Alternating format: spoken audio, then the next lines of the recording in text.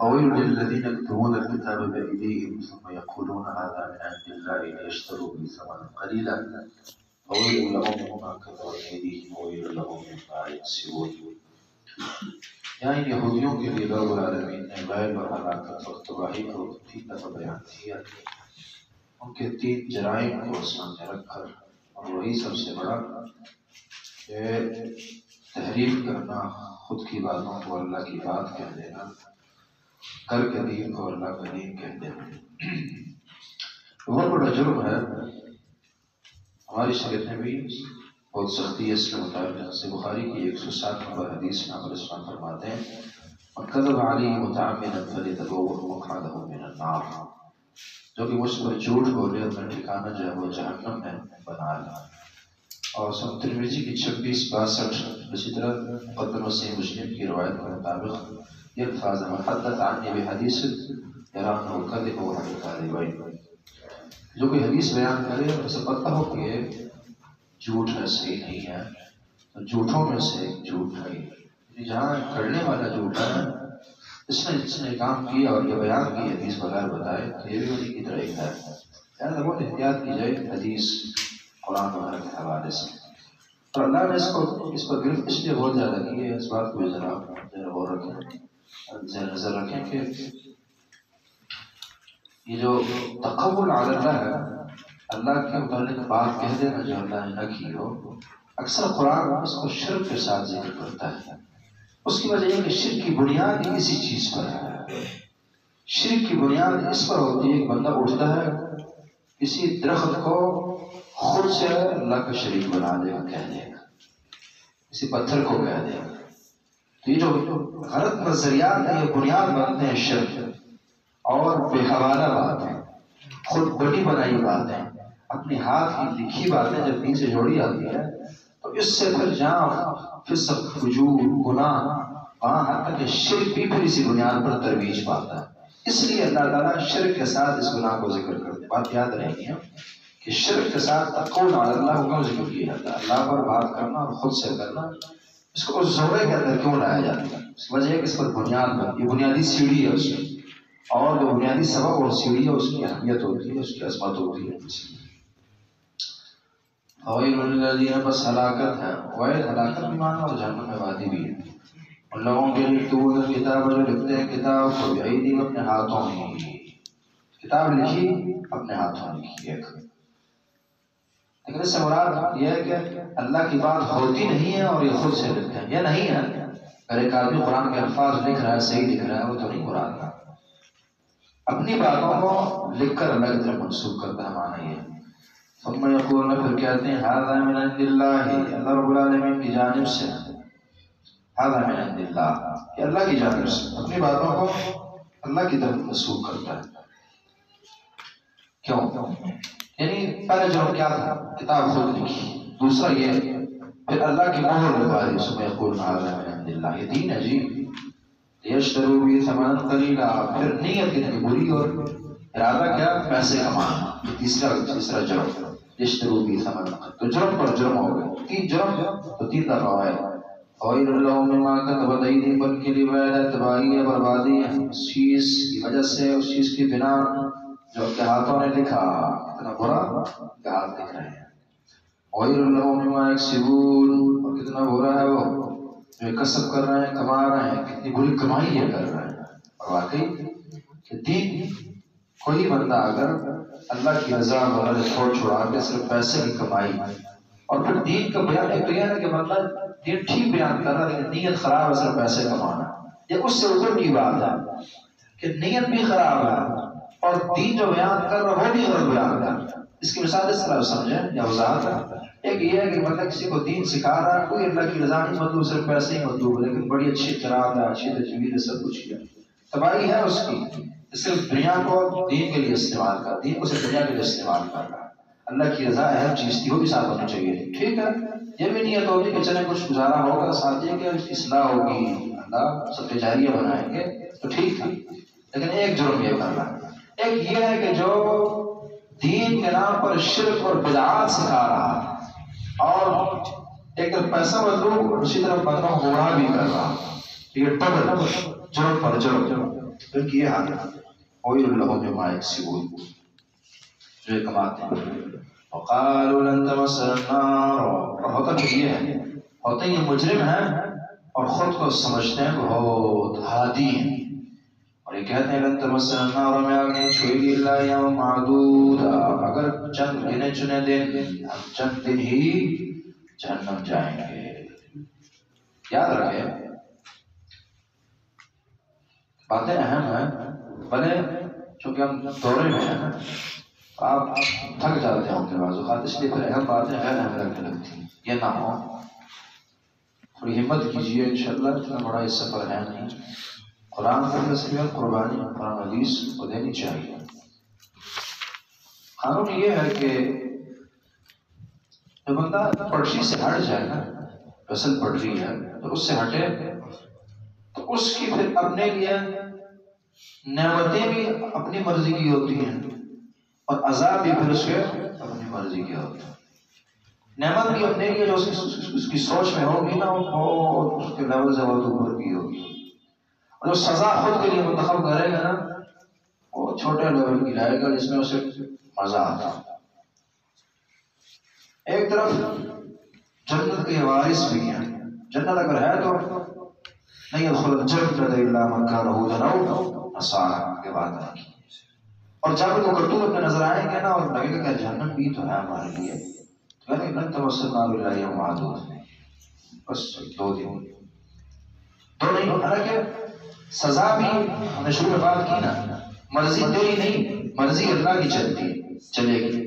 نعمتوں میں بھی اللہ کی مرضی ہوگی تیری شان سے اوپر کی نعمتیں ملیں گی اور عذابوں میں بھی اللہ کی مرضی ہوگی تیری سوچ سے بہت بڑی ملے گی سزا.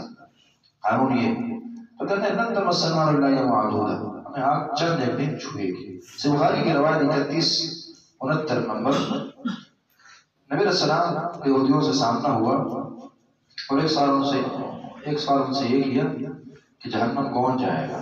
یہودیوں سے کہا یہودیوں نے کہا کہ نکون فیہا یسیرا ہم کچھ عرصہ اس میں رہیں گے اور ثم تخلفون فیہا پھر اس کے بعد تو مسلمان ہمارے بعد تو مسلمان جہنم میں چلے جاؤ گے.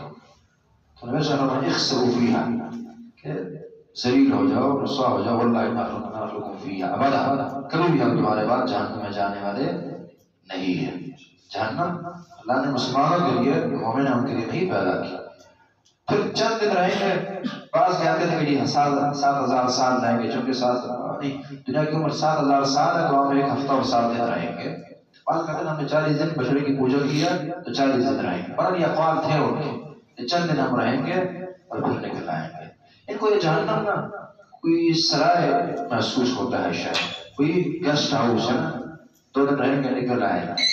اسی بندے سے اگر آپ کہیں نا کہ یار بس اونلی 10 منٹ کے لیے نا کوئی پلٹی میں پھینکنا ہے نکالنا کون تیار ہوگا.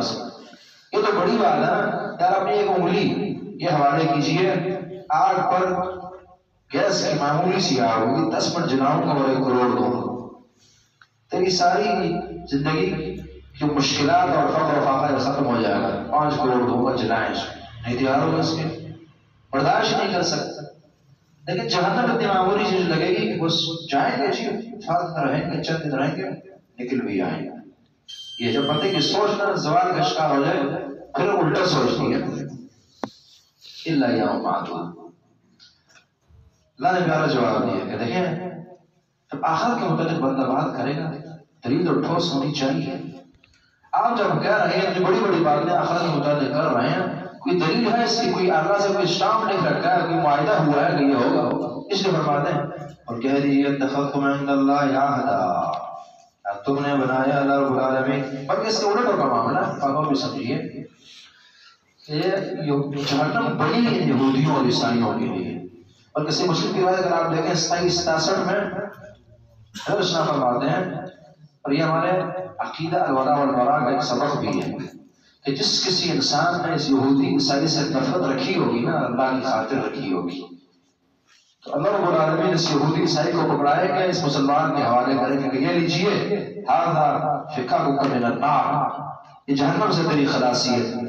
جو جگہ تیری جہنم میں رکھنے کی حدیث میں بتاتی ہے نا کہ اللہ نے مومن کہ جگہ جہنم میں بھی رکھی ہے، اس سے بچا کر جنت ملے گی، اور کافر کی جگہ جنت میں بھی رکھی ہے۔ یہ اللہ کا انصاف ہے نا، دونوں جگہ سیٹیں رکھی ہیں، بندے کی مرضی ہے ادھر جاتا ہے یا یہاں جاتا ہے۔ تو جو مومن ہوگا اچھا اللہ تو جہنم سے بچائیں گے اور کہیں گے جو تیری جہنم کی سیٹ ہے نا، اس یہودی کو پکڑیے، عیسائی کو پکڑیے، ادھر سے پھینک دیجیے، حوالے کر دیجیے، ہاذا مقامک من النار۔ اور اگر بندے نے پوری زندگی یہودیوں اور عیسائیوں کو سجدے کیے ہوں گے، ان کی پجاریاں کی ہوں گی، تو اس کے لیے بڑی تو چیز بڑی بعید سی ہو جائے گی نا، ڈر ہے کہیں معاملہ اس کے بڑا کس ہو جائے۔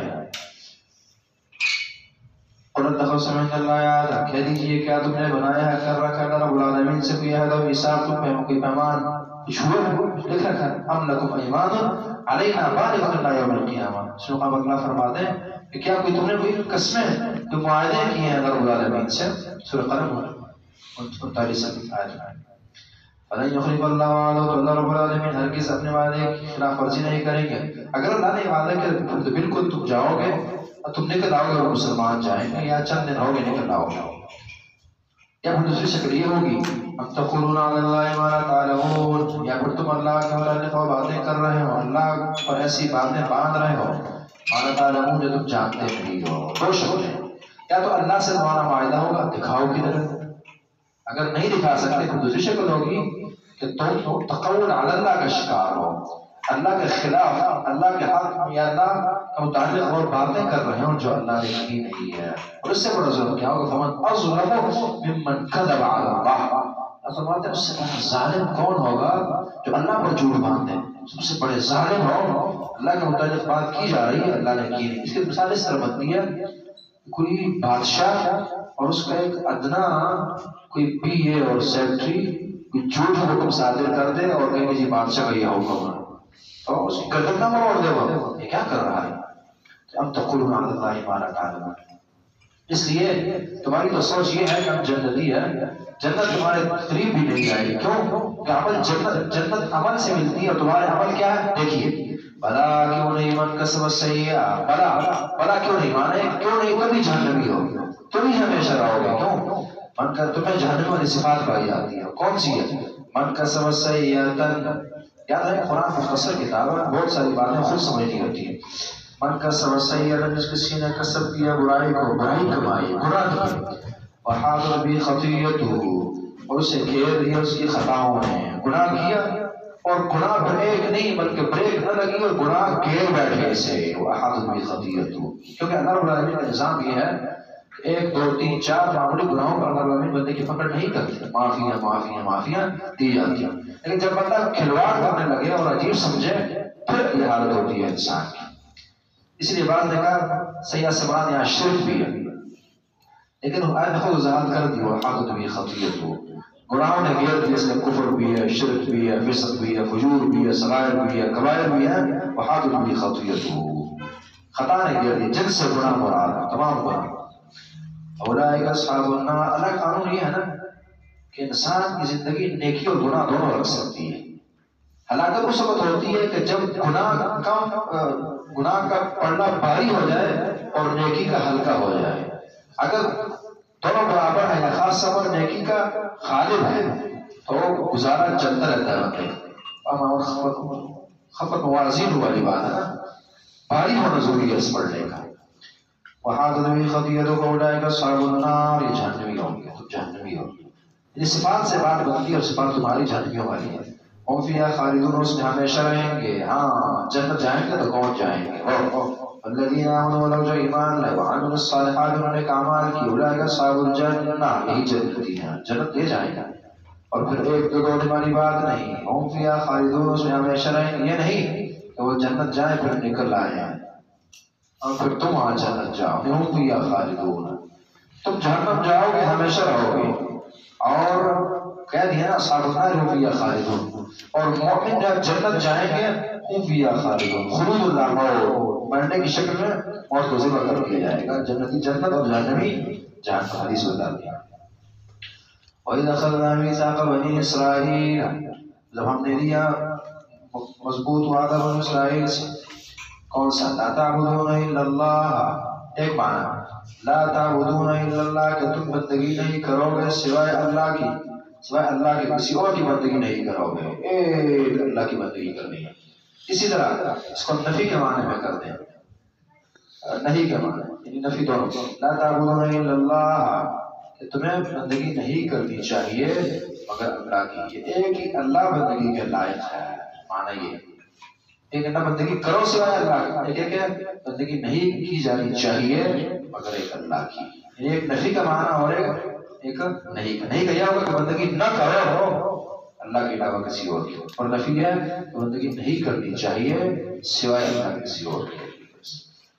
لا تعبدون الا اللہ وبالوالدین احسانا، اور والدین کے ساتھ حسن سلوک ہے، والدین کے ساتھ اس کو خاص طور پر ذکر کیا، اور آپ دیکھیں کہ قرآن میں یہاں بنو اسرائیل سورہ اسراء اللہ رب العالمین اپنی بندگی کے ساتھ والدین کا تذکرہ کرتے ہیں بہت سارے مقامات میں۔ اس کی وجہ یہ ہے کہ انسان پر سب سے بڑا حق اور اس کی پیدائش اس نے کی وہ اللہ رب العالمین ہے، پھر اللہ کے بعد جو سب سے بڑا ذریعہ انسانی تخلیق کا اور مجازی خالق جو ہے اس کے والدین ہیں، اس لیے اللہ اپنی بندگی کے بعد والدین کا تذکرہ لے آتے ہیں۔ اللہ اصل خالق اور پھر مجازی خالق یہ والدین اس انسان کا، اس لیے اپنی بندگی کے ساتھ وبالوالدین احسانا، والدین کے ساتھ حسن سلوک، یہ دینی بھی ہو، دنیاوی بھی ہو، خلقی بھی ہو، خلقی بھی ہو، زندگی میں بھی ہو اور موت کے بعد بھی ہو۔ مسلم کی روایت 2552 میں نبی اسلام فرماتے ہیں ان ابر البر صلۃ الولد علی ولد ابیہ، کہ ایک بہترین جو صلہ رحمی ہے والدین سے حسن سلوک ہے وہ یہ ہے کہ جب والدین دنیا میں نہ رہے یا ہوں بھی ان کے دوستوں کا خیال رکھنا، جو والدین کے دوست ہیں آپ کے اور دوست ہیں ان کا احترام، ان کو عزت دینا، ان سے میل ملاپ رکھنا، یہ بھی والدین سے حسن سلوک ہے، اور یہ چیزیں اس زمانے میں ناپید ہیں، نہیں ہے۔ والدین کے ساتھ دوستوں کو متعلقوں کا خیال رکھنا چاہیے، یہ نہ ہو والدین فوت ہو جائے تو پھر آپ کے والد صاحب کے دوست کا آپ کے گھر آنے کا دل بھی نہ کرے، یہ ہوتا ہے، کہتے ہیں یہ فلانا نہیں مزہ، ایسا سلوک کریں آپ کہ آپ ان کا تعلق بنسبت والد کے آپ سے زیادہ اچھا ہو جائے، زیادہ احترام دیں انہیں۔ اسی طرح والدہ وذی القربیٰ اور قریبی رشتہ دار بھی، والیتامى اور یتیم بھی، ان سے بھی اس نے سلوک کیجیے، قریبی رشتہ دار بھی، صرف والدین نہیں، اپنے اقربا، رشتہ دار، عزیز و اقارب، یتیموں کا خیال رکھیے، احسان کیجیے، دینی کیجیے، دنیاوی کیجیے، مالی کیجیے، اور مساکین، مسکینوں، غرباء سے، وقولوا للناس حسنا، اور عام لوگوں سے اچھی بات کریں، بڑی اچھی بات قرآن ہے۔ وجہ یہ ہے کہ بندہ ہر ایک ساتھ احسان نہیں کر سکتا نا، کس کس کو بندہ پیسے دے گا، کس کس کو مسکرا کر ملے گا وغیرہ وغیرہ، ہر ایک سے میل ملاپ رکھنا بھی مشکل، اس لیے عام انسانوں کو مختلف قانون یہ بتایا کہ عام لوگوں سے اپنی بات زبان ٹھیک رکھنی ہے، وقولوا للناس حسنا، عام انسانوں سے باتیں اچھی کرنی ہے، میٹھی گفتگو رکھنی ہے، اچھی زبان استعمال کرنی ہے۔ واقیم الصلاۃ، اب یہ حقوق العباد، حقوق اللہ، واقیم الصلاۃ، نماز قائم کیجیے، وآتوا الزکاۃ، زکات ادا کیجیے۔ حقوق العباد کے ساتھ ساتھ حقوق اللہ بھی ضروری ہے۔ ہمارا معاشرہ سمجھتے ہیں کہ حقوق اللہ تو بس اللہ بخش دے گا، جی لہٰذا کھلواڑ کیے جاؤ، نہیں، حقوق العباد کے ساتھ ساتھ حقوق اللہ بھی ضروری ہے، اللہ کے حق معمولی نہ سمجھیں۔ ثم توليتم، پھر تم پھر گئے، الا قليلا منكم، مگر بہت تھوڑے تم میں سے، لوگوں نے بھی اور ہمیں بھی۔ ثم توليتم، پھر تم پھر گئے، الا قليلا منكم، مگر بہت تھوڑے تم میں سے نہ پھر، اور تم معرضون، تم اعراض کرنے والے تھے، اعراض کیے، مطلب الفاظ پھرتا ہے نا، یعنی آپ نے کسی سے بات کی، اگلا کہتا ٹھیک ہے، اور پھر وہ پھرا، لیکن پھرا اس لیے کہ آپ کی بات مانے، اس لیے فرمایا کہ ان کا پھرنا ایسا نہیں ہے، بلکہ وانتم معرضون، پھرنا دو شکلوں میں ہوتا ہے نا، ایک یہ کہ وہ پھرا ہے آپ کی بات کو پورا کرنے کے لیے، ایک پھرا ہے بھاگنے کے لیے، جان چھڑانے کے لیے، فرمایا وانتم معرضون، تم اعراض کرنے والے تھے، عمل مقبول نہیں تھا۔ یا پھر جملہ اسمیہ لایا گیا، آپ جانتے ہیں جملہ اسمیہ کے اندر ثبوت اور تمام کا معنی پایا جاتا ہے، ان کی ہمیشہ سے یہ عادت ہے، بات سنی اور بھول جاتی اور چل دیا، چل گیا، تم معرضون۔ وَإِذْ أَخَذْنَا مِيثَاقَكُمْ، جب ہم نے تم سے وعدہ لیا پختہ، لَا تَسْفِكُونَ دِمَاءَكُمْ، کہ تم نہیں بہاؤ گے اپنا خون، اپنا خون، اور اسی طرح وَلَا تُخْرِجُونَ أَنفُسَكُمْ، تم خود کو نہ نکالو گے دیارکم، اپنے گھروں سے، اپنا خون نہ بہاؤ گے، مانا بھائی کا خون، اور اپنے بھائی کو گھر سے نہیں نکالو گے، اور دوسرا معنی یہ بھی ہے کہ ظاہر جب کسی کو خون بہاؤ گے تو تمہارا بھی بہایا جائے گا، کسی کو نکالو گے تو تمہیں نکالا جائے گا، تو نہیں نکالا جائے گا، اس طرح کسی مسلم کی روایت ہے 90 نمبر نا کہ ایک برے انسان کو بیان کرتے ہوئے آپ نے فرمایا کہ والدین کو گالی دے.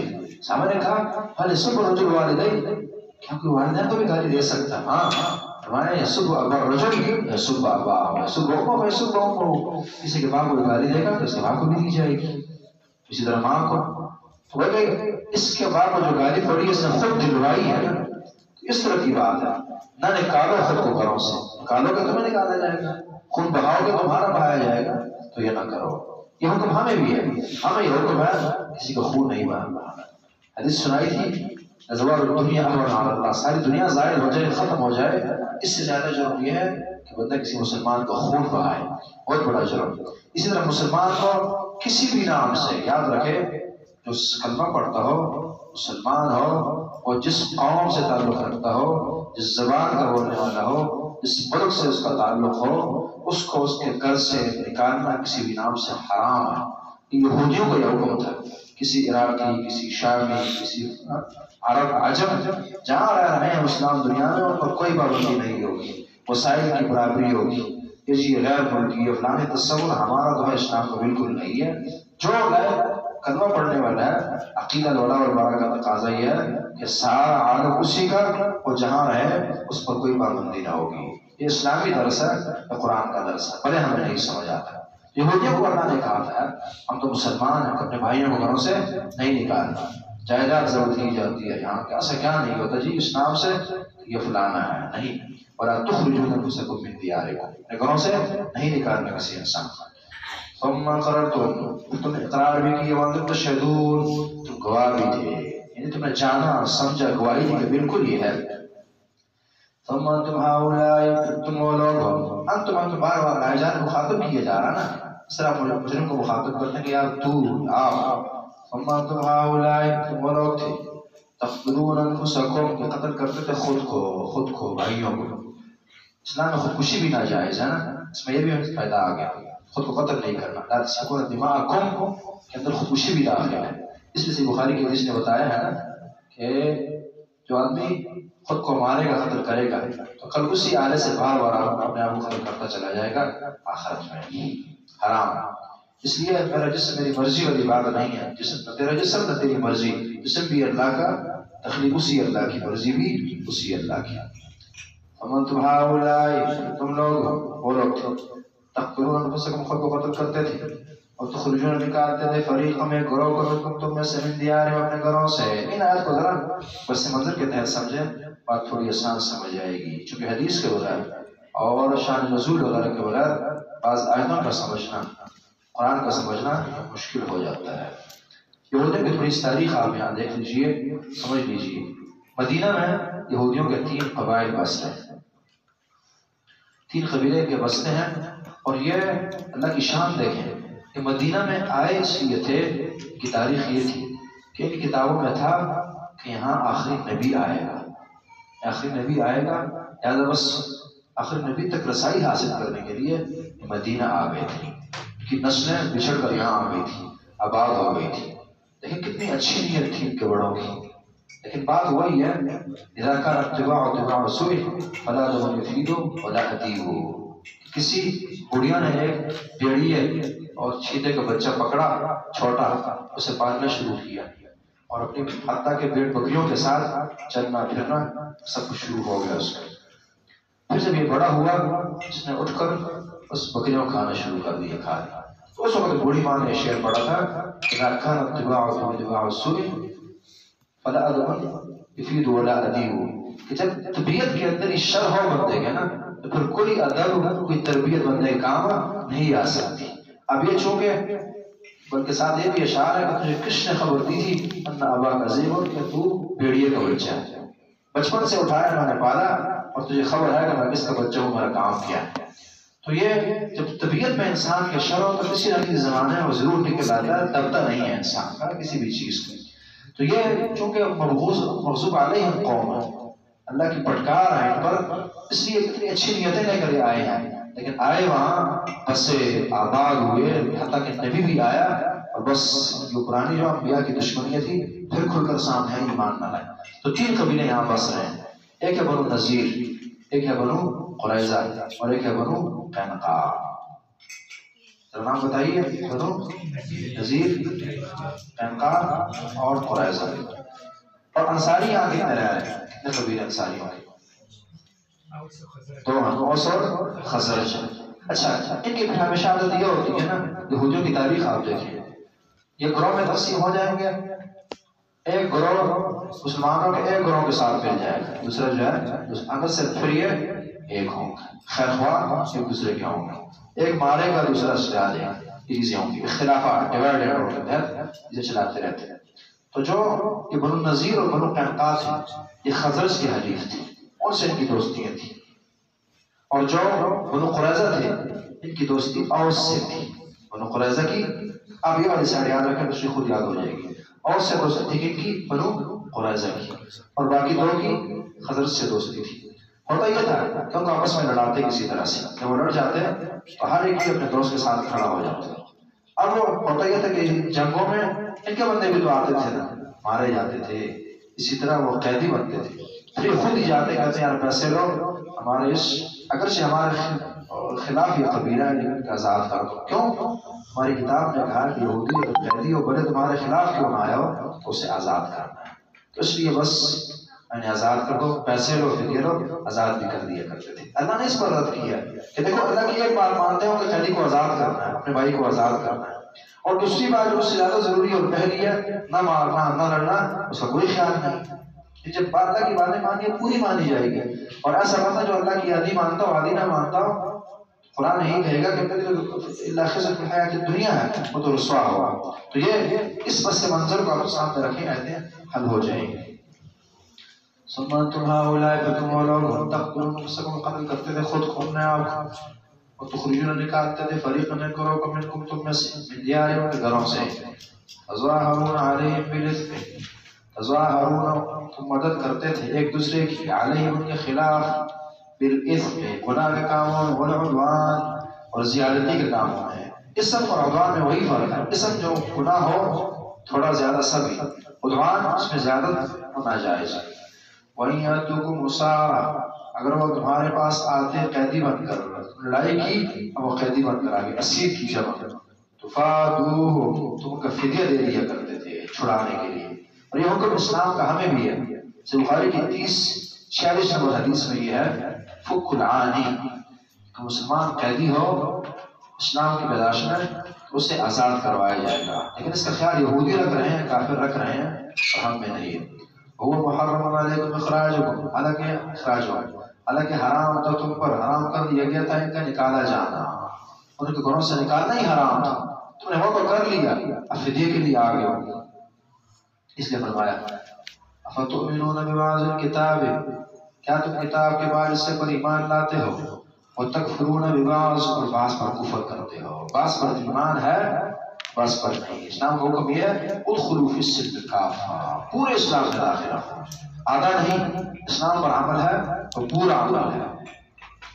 وتکفرون ببعض بعض پر کفر کرتے. یہاں کفر بعض سمجھیے، یہاں کفر کہا گیا ہے بات نہ ماننے کو، یعنی ایک بات مانی دوسری نہیں مانی نا، اسی کو کفر کہہ دیا.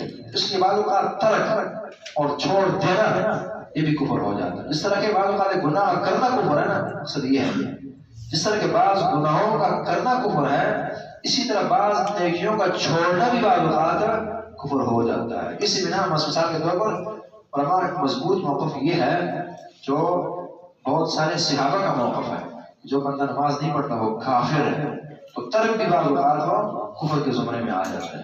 جو نماز نہیں پڑھتا صحابہ کا یہ فتویٰ تھا وہ مسلمان کی وہ کافر ہے. ہمارے عجم کا یہ فتویٰ نہیں ہے کیونکہ ہمارے فتوے اوقات متصادم ہوتے ہیں قرآن و حدیث، خصوصاً وہ بندہ جو کلی طور پر نماز نہیں پڑھتا، ہفتے ہفتے نماز نہیں پڑھتا. ہاں یہ کیسا ہے کہ نماز پڑھتا ہے سستیاں کہا جاتا ہے، فاسق فاجر ہے، جو کلی طور پر نہیں پڑھتا مسلمان نہیں ہے. یہی مضبوط فتویٰ ہے، ائمہ کا ہے، صحابہ کا ہے، رسول کی حدیث اس کی تائید کرتی ہے. اب جو آدمی بعض باتیں مانے اور بعض نہ مانے، فما جزاء من يفعل ذلك، بس کیا بدلہ ہے اس بندے کا جو یہ کام کرتا ہو، اس کا بدلہ نہیں ہو سکتا. ان کو فما جزاء بس نہیں ہے بدلہ من يفعل ذلك جو کرے یہ کام تم میں سے، الا مگر یہ بدلہ ہوگا خزي میں رسوائی فی الحیات دنیا، دنیا کی زندگی میں رسوا ہوا. سمجھے آئی؟ جو اللہ کی پوری باتیں نہ مانتا ہو، عالم ہو، عابد ہو، جو بھی ہو، وہ ذلیل ہوا کرتا ہے. رسوائی بھی اللہ کی پوری بات مان کرتے ہیں، ٹھیک ہے کچھ نہ کچھ دین کا نہیں، اگر عزتیں کمانی ہے پورا دین لینا ہوگا، دین میں پورا کے پورا داخل ہوگا. الا خزي فی الحیات الدنیا ویوم القیامت یردون الی اشد العذاب، اور قیامت کے دن یہ لوٹائے جائیں گے الی اشد العذاب، سخت ترین عذاب کی طرف. یہاں بھی عذاب ہے لیکن اصل عذاب میری آخرت، یا پھر یردون کو لایا گیا ہے مجھول کا دل کرے یا نہ کرے کو لوٹایا جائے گا، دل نہیں کرے گا اور زبردستی جو ہے وہ جہنم لے کے جایا جائے گا. وما اللہ بغافل عما تعملون. ہاں بلکہ مجرم تو پکڑا جاتا ہے لیکن اس کی جرائم نہیں پتہ ہوتی بندے کو. نہیں، اللہ بغافل عما تعملون، اللہ کو تمہارے ہر جرم کی خبر ہے، اللہ غافل نہیں ہے تمہاری خطاؤں سے، پوری کی پوری پکڑ اللہ تمہاری کرے گا. اور اللہ بغافل عما تعملون. اور پھر اللہ نے وعدہ پورا کیا ہے جو رسوا ہوئے ہیں. آپ ان کی تاریخ دیکھیں یہودیوں کی، مثلا بنو قینقاع کا قبیلہ جو ہے انہوں نے ایک مسلمان عورت کی بے حرمتی کی، اس پر پھر کچھ مسئلہ بنا، حتیٰ کہ انہیں جلا وطن کر دیا گیا. معاصرہ کر دینے کے بعد یہ شام چلے گئے. بنو نذیر نبی کریم صلی اللہ علیہ وسلم کو قتل کرنے کی سازش کی تھی، اور ان کے خلاف بھی پھر جنگ ہوئی اور آخر جلا وطن کر دیا گیا، صفایا کر دیا گیا وہاں سے. بنو قریظہ نے جو معاہدہ توڑا تھا خندق کے موقع پر، اور اللہ رب العالمین نے پھر ان کو ذلیل کیا، رسوا کیا.